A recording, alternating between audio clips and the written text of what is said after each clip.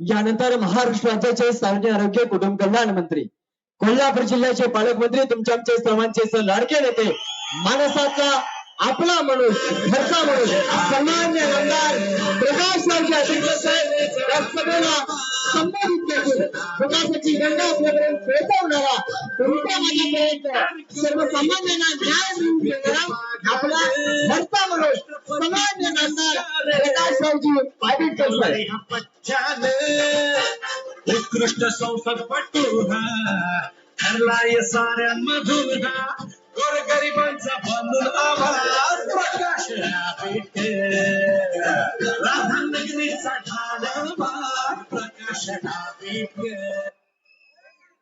मला समजत नाही सभा प्रचाराची आहे का विजयाची विजयी सभा आहे मला कळत. एवढा प्रचंड जल्लोष आपण कधीच सरवड्यात बघितला नव्हता. सरवड्यामध्ये अनेक वर्ष उलट्या पार्टीने फक्त मतं झाकून द्यायची असंच होतं. आता मात्र एवढी उत्स्फूर्त जनता सरवड्यात जमल्या म्हटल्यानंतर मी तमाम सरवडेकरांचं पहिल्यांदा मनापासून अभिनंदन करतो. आपल्या सगळ्यांना शुभेच्छा देतो. विजयाचा गुलाल उधळायला आपण सगळेजण इथंच जमूया अशा पद्धतीची विनंती सुद्धा करतो. आजच्या सभेचे अध्यक्ष, आम्हा सर्वांचे मार्गदर्शक आदरणीय बाबूरावजी लाड मामा, आम्हा सर्वांचे प्रमुख नेते मार्गदर्शक आदरणीय विठ्ठलरावजी खोराटे साहेब आणि गुरुबंधू म्हणून आम्हाला संबोधणारे पण आमचे गुरुबंधू असणारे आदरणीय राजू दादा, या कार्यक्रमाच्या निमित्ताने व्यासपीठावर उपस्थित असणारे आपले तिन्ही उमेदवार सन्मान्य खोराटे वहिनी, सन्मान्य आदरणीय पनोरेकर काका, सन्मान्य सुरेशरावजी चौगले साहेब, शिवसेनेचे जिल्हा प्रमुख सन्मान्य विजयरावजी बलुगडे, या ठिकाणी उपस्थित असणारे आमचे एकनाथरावजी पाटील साहेब, अकनूरचे कारखान्याचे माजी संचालक एकनाथरावजी पाटील साहेब, आमचे दुसरे या गावचे सुपुत्र सन्मान्य अमरभाऊ पाटील, या जिल्हा परिषदेचं नेतृत्व ज्यांच्या सोनबाईने केलं ते आमच्या दुसरे प्रमुख नेते सन्मान्य सुभाष चोगले बापू, आमचे जीवाभावाचे मित्र, आमचे सहकारी सन्मान्य राजेशजी मोरे, या ठिकाणी उपस्थित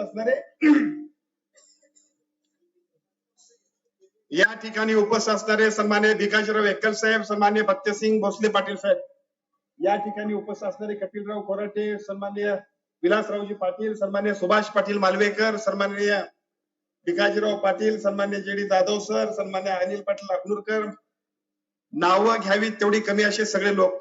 समोरच्या बाजूला आमचे संदीप बगदूम बसलेले दिसत आहेत, राजेंद्र बगदूम आहेत, प्रवीण धवन, राजेंद्र कांबळे, विनायक चौगले, यशवंत जाधव, अरुण साठे, दत्तात्रय वाघवेकर, बाळासाहेब गुरव, सगळी माणसं, पत्रकार मोठ्या संख्येने उपस्थित आहेत. तमाम सगळे या मतदारसंघातील सर्वच्या सर्व या प्रचार सभेच्या निमित्ताने आणि पदयात्रेच्या निमित्ताने जमलेले आपण सगळेजण, मी मनापासून पहिल्यांदा आपल्या सगळ्यांचं अभिनंदन करतो की अतिशय उत्स्फूर्तपणानं प्रचाराच्या सांगता समेरापाच्या निमित्तानंच विजयाचा गुलाल निश्चित करण्यासाठी आपण सगळेजण आलेले आहात. त्याबद्दल पहिल्यांदा आपल्या सगळ्यांचं अभिनंदन करतो. जिल्हा परिषदच्या निवडणुकांची सुरुवात झाली. जिल्हा परिषदच्या निवडणुकांमध्ये पक्षीय पातळीवरती आपल्या आपल्या पद्धतीच्या भूमिका आपण सगळ्यांनी घेतल्या. प्रत्येक जण आपले उमेदवार निश्चित करत होता. या निश्चितीकरणाच्या दरम्यान इथं मात्र एक वेगळीच घटना घडली आणि इथल्या स्थानिकच्या सगळ्या नेतृत्वाने एकमेकाच्या विचारांना ज्या पद्धतीच्या भूमिका घेतल्या, राजकीय समंजसपणा दाखवला आणि तो समंजसपणा आम्ही सगळ्यांनी सुद्धा स्वीकारला आणि एक अभूतपूर्व अशा पद्धतीची युती सरवडे जिल्हा परिषद मतदारसंघामध्ये झाली आणि त्याचं चित्र आजच्या या विराट गर्दीच्या साक्षीनं त्याला समर्थन दर्शवत आहे असं म्हणायला काय हरकत नाही. पलीकडच्या बाजूला झालेल्या युतीमुळं अनेक लोकांना असं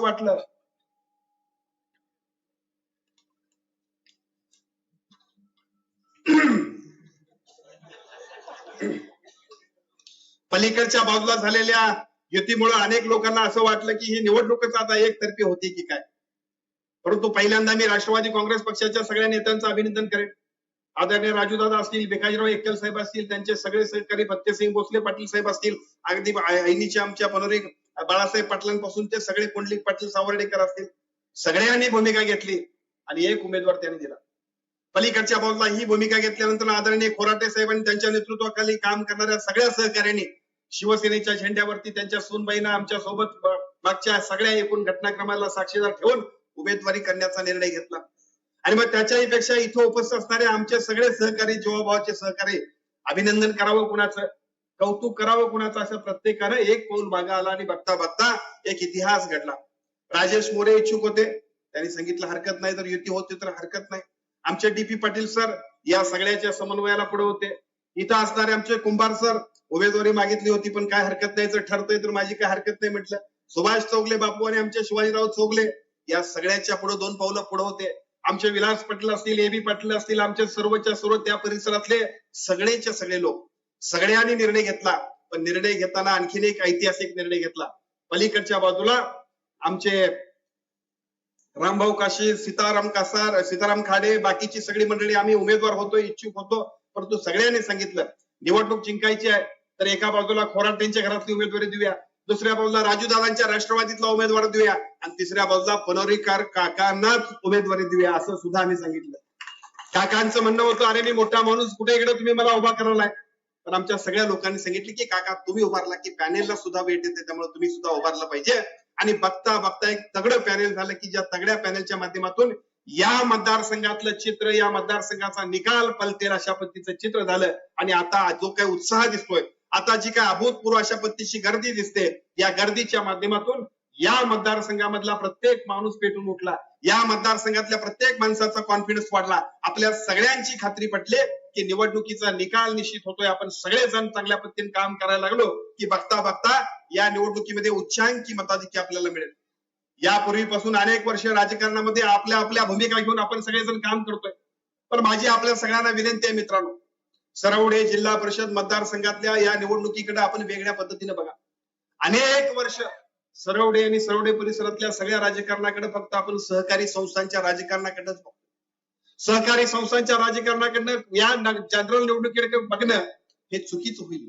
त्याला कारण असं आहे, सहकारी संस्थांमध्ये बिद्री सहकारी साखर कारखाना असेल, पलीकडच्या बाजूला असणारा गोकुळ दूध संघ असतील, गावातील विकास सोसायटी पासून सगळ्या संस्था असतील, या सगळ्या संस्था आपलं आपलं काम त्यांच्या त्यांच्या ठिकाणी करतायत आणि त्या त्या वेळेला तिथं तुम्ही सगळं तुमचं मत नोंदवत असताय, त्याच्या त्या पद्धतीने निर्णय घेत असताय, ते सगळं ठीक आहे.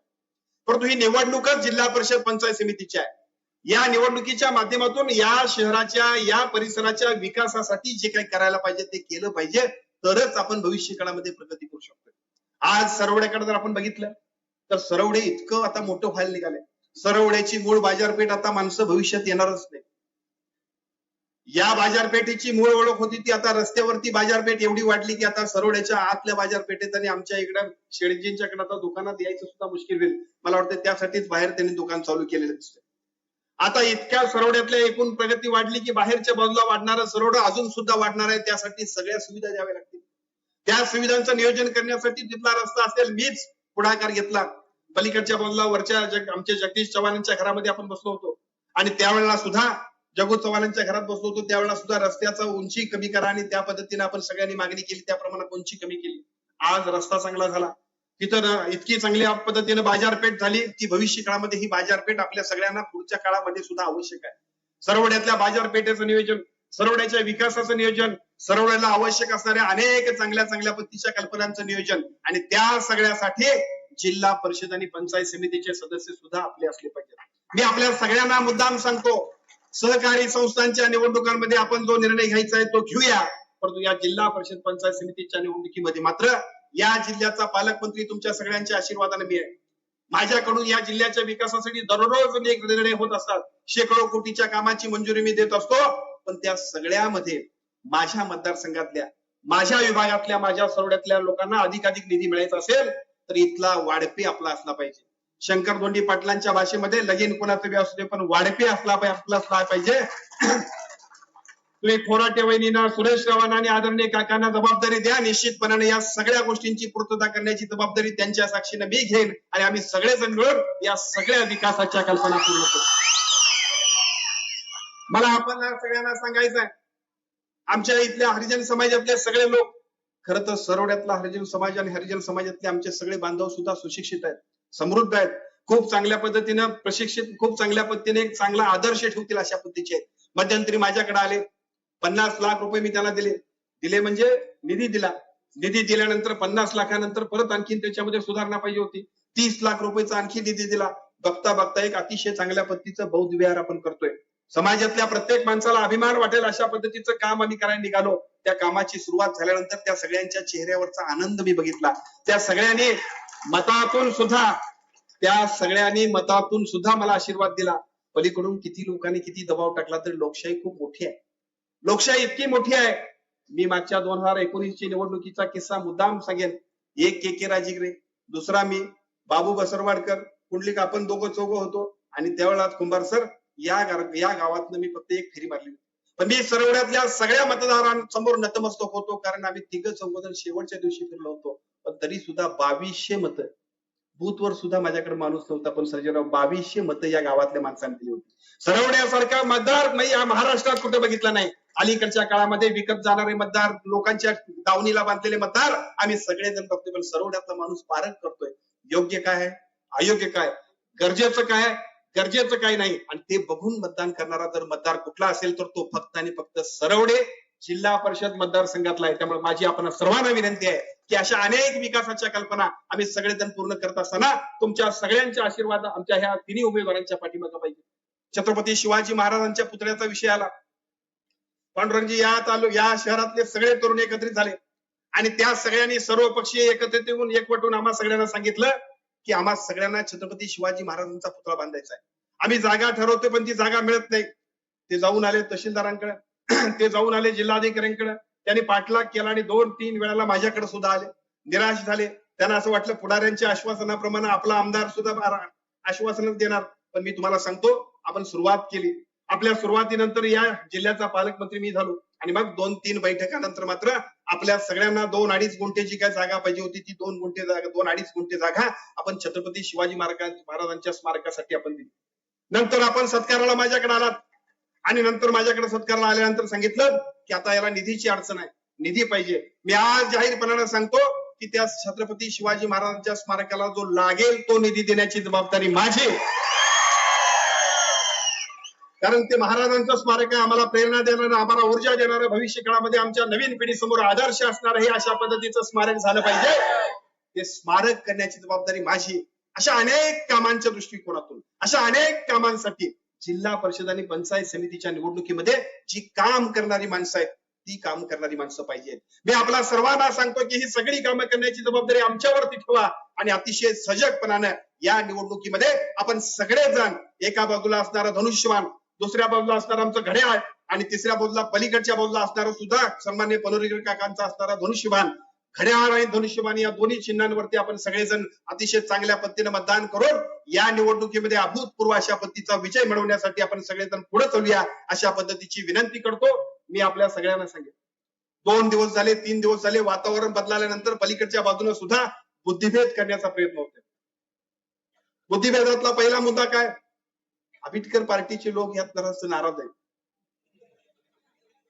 बुद्धिभेदातला दुसरा मुद्दा काय, कोराटे साहेबांची टीम अजून सुद्धा म्हणावी तेवढी ऍक्टिव्ह नाही.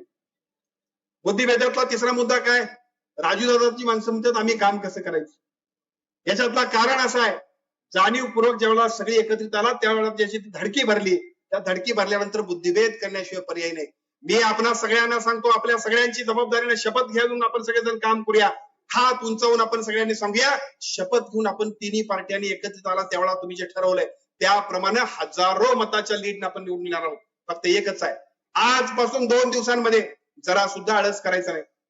वेगवेगळ्या गावांमधल्या आमच्या पार्ट्या, सावर्डे पाटणमध्ये गेला कुंडलिक पाटील साहेबांची पार्टी असेल, आमच्या काशी साहेबांची पार्टी असेल, आमच्या शिवसेनेचे सगळे सहकारी असतील, कासारवणात गेला बाबू तू असतील, सीताराम खाडे साहेब असतील, जे.पी. जाधव सर असतील, राजूदादाची पार्टी, राष्ट्रवादीची पार्टी, सगळ्या पार्ट्यांनी, भोसले पाटील आमचे नरतोड्यात गेलो आम्ही, फतेसिंग भोसले पाटील येत आहेत, संदीप राऊजी आणि आमचे राजू मगदूम साहेब किंवा स्वागत, आपण सगळेजण रंगूता त्यांची टीम आमची सगळी आहे. आपण सगळ्यांनी आपली पार्टी आणि आपण अशा पद्धतीने एकदा कामाला चालू केलं की मताच्या एकूण मतपेटीत सुद्धा आपल्या ग्रुप वाईजची मतं अरुणरावजी दिसणार आहेत. ग्रुप वाईज मतं दिसणार आहेत.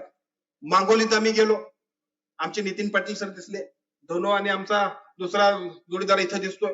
मांगोलीत आमची पार्टी, राजूदादाची पार्टी, आमच्या सेक्रेटरी साहेबांची, आपल्या पार्टीच्या प्रमाणे आम्ही जरी काही ठरवलं तरी अमर भाऊ उच्चांकी मताधिक्याने आम्ही निवडून येणार आहे. इथं एकनाथ पाटील साहेब आहेत, एकनाथ पाटील साहेबांच्या बरोबर आमची अकनूरची टीम आहे, आदरणीय कोराटे साहेबांच्या माध्यमातून काम करणारी त्यांची टीम आहे.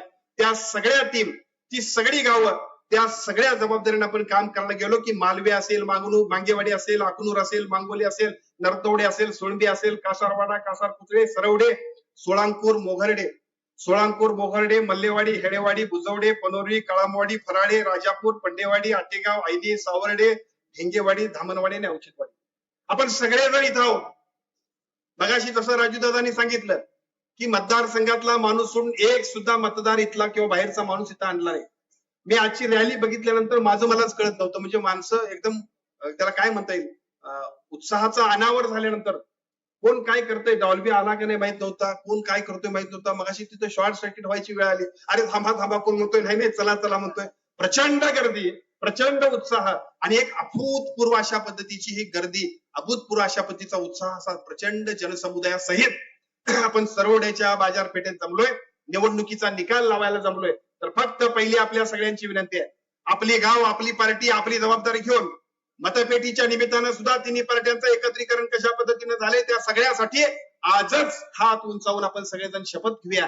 आणि हात उंचावून शपथ घेतल्यानंतर, एकदा ठरल्यानंतर ती मतपेटीतली सगळी मतं मांडूनच पूर्ण करायची. अशा पद्धतीनं सुरुवात करूया, कामाला लागूया. म्हणून मी आणि आपण हात वरती करूया. गाव आणि गाव जबाबदारी आपल्या सगळ्यांची आहे काय? कुठल्याही परिस्थितीत दगापटका होणार नाही ना? कोणी बुद्धिवाद केला तरी सुद्धा तुम्ही थांबणार नाही ना? विजयाचा गुलाल उधळण्यासाठी इथं आम्ही यायचं आहे काय? धन्यवाद. जय हिंद, जय महाराष्ट्र.